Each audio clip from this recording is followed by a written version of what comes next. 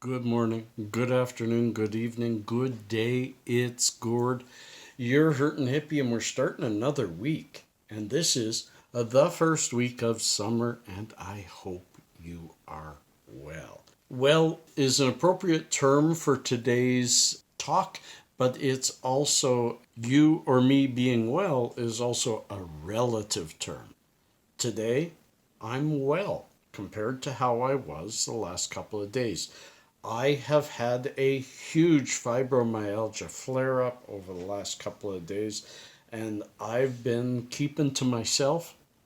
You guys barely ever notice it, but this old man puts up with an awful lot of pain and an awful lot of other issues that go along with fibro that I used to talk about a lot, and maybe I should get back to it. But I want to help all you guys. But me talking about my own pain sometimes helps some of you. I like how that moves around sometimes. Anyways, pitter patter, get at her, Gord. Today is actually brought to you by Baller on a Budget in Texas. My heart goes out to you, man. I feel you. I understand you, and you are where I was a decade ago. Let me get more comfortable and explain that. First of all, for those who don't know, Texas is way behind, and I don't understand it, way behind the rest of your country in understanding the needs, the medical needs, and the needs of freedom when it comes to the cannabis industry. They have had some of the toughest laws and still have some of the toughest laws when it comes to cannabis at a time when everyone is getting woke. Well, Baller on a Budget, you're there. And obviously, by your name, you're on a budget. And it is almost impossible in your state to get good medicine. And I feel for you. I wanted to say, give it time.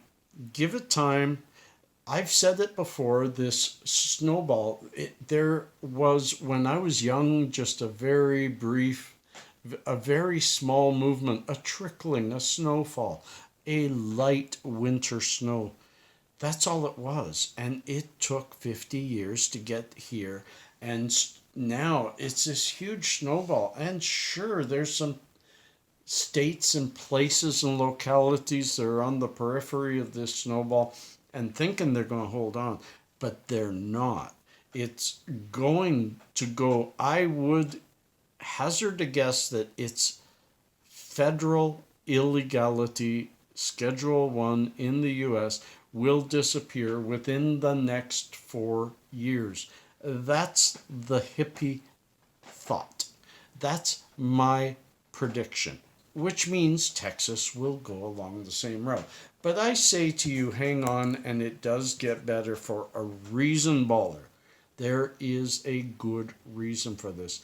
I'm going to explain what it was like a decade ago. 12 years ago, I got diagnosed with spondylosis in the neck. They had not yet diagnosed my degenerative disc disease nor my arthritis, but they also told me I had fibromyalgia and some other oddities that they weren't quite ready to diagnose. I was in a lot of pain, still am. They started putting me on pharmaceuticals. At first, I argued. My doctor talked me into them, saying you wouldn't argue penicillin if you were dying of pneumonia. And I should have said, I'm not dying, I'm in pain. And you're offering me something that may or may not help. And it did not help. Yes, those pharmaceuticals will block the pain and make life temporarily worth living. But they make you depressed. So then they throw in SSRIs or uptake inhibitors or some type of antidepressant, which will then change you into either a jerk or you just aren't you anymore. I get it. That was me. And for 2 years, I put up with it, and I noticed it having awful difficulty on my marriage and my relationship. So I went back to my doctor and I said, listen, can't you get me off of all of this and put me on medical cannabis? If I have the right mix of different things there, I think I'd feel better and maybe my life would be better. And he said, Gord, the laws in Canada for medical cannabis, you would have to be dying for me to give you a prescription. You are not dying. You will not get a prescription. And I went on for another 5-6 years of taking these awful medicines, going through divorce, which I expected would happen because they had turned me into not being the hippie anymore.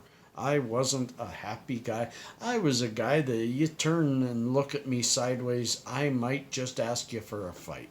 And that wasn't me. So I held on, I had faith, and sure as heck the laws changed. And my doctor's mood changed and thoughts changed, and he was willing to entertain it.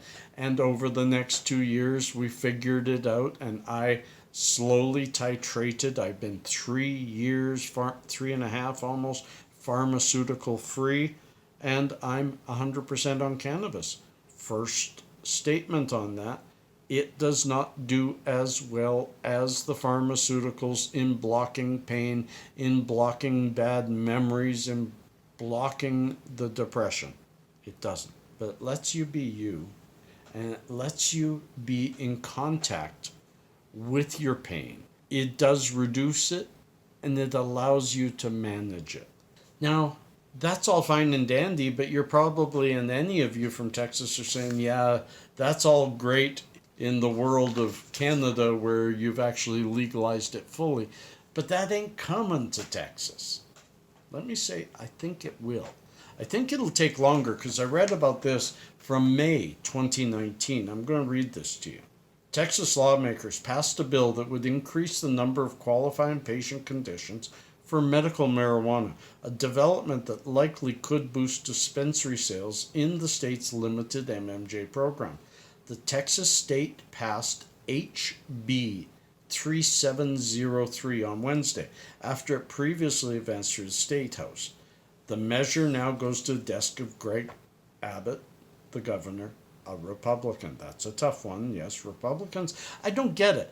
If you're for freedom, you should be for freedom of commerce, which includes the freedom to sell something that isn't hurting anybody. Anyways, currently Texas allows the sale of medical cannabis only to people with intractable epilepsy. And when they talk cannabis, they're talking CBD.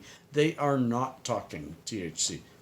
If signed into law by the governor, HB 3703 would add all forms of epilepsy, seizure disorders, autism, terminal cancer, Parkinson's, and other conditions, according to Dallas Morning News. Still not quite there, right? The bill would retain a 0.5% cap on THC content. So you can have as much CBD as you want. You know you need THC with CBD to make it more effective. You're allowed 0.5%. So that's kind of amazing. But that allows you to have hemp-produced CBD, which is still good for depression. Baller, you say you're depressed. CBD is a fantastic depression medicine. Remember, talk to your doctor. Always talk to your doctor. The measure authorizes more narrow expansion on the state's medical cannabis program than the previous HB 1365, which passed the House. HB 1365 also would allow post-traumatic stress disorder as a qualifying condition. You see where you're getting there. This is what happened in Canada. Was slowly they opened up the amount of qualifying conditions, which increased the number of people on them, which decreased the amount of people needing barbiturates, for lack of a better, pharmaceuticals, and slowly the people who are fighting for more and more freedom had more and more proof that it's working, and it grew, and it will grow in Texas for you. I would hate to say you're only way to get better is to move to a different state, because one, that's not always applicable. You can't always just pick up and move. You need jobs, you need all that kind of stuff, but you're also where you want to be. Texas is a beautiful state, so I hope they'll come around. Let's all give it the old hippie prayer and hope Boechler on the budget gets to at least try CBD. It's time for a little known fact, and we'll let you go. If one places a tiny amount of liquor on a scorpion, it will instantly go mad and sting itself to death. I love these. I love these. Peace and cheers, love and harmony. Catch you on the other side.